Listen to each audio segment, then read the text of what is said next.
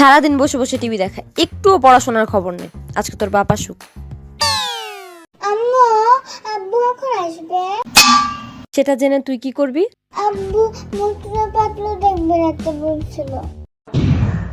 তোর বাপের তো আর খেয়ে দিয়ে কাজ নেই। আব্বু তো কাজ করে এসেই দেখবে, খাইতে দিবা কখন?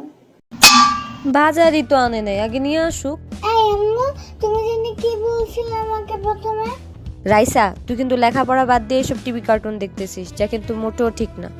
হ্যাঁ, তোমার মা ঠিক কথা বলেছে। মামুনি, তুমি মোটেও ভালো কাজ করছো না। এই বাজারটা নাও তো, রান্নাঘরে রেখে আসো।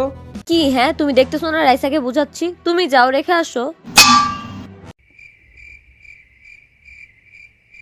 ভাবিস না বাবা আসছে বলে তোরা বাপ বেটি কার্টুন দেখবি। টিভি দেখা ভালো না, চোখের সমস্যা হয়, তোর লেখাপড়ার সমস্যা হবে। সামনে না তোর পরীক্ষা। আমাদের উচিত এভাবে সময় নষ্ট করা, সময়ের অনেক দাম। রাইসা, এই রাইসা, আয় আয় মা, দেখে যা তোর জন্য কি নিয়ে আসছে আমি।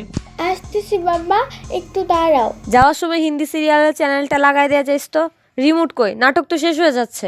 কি?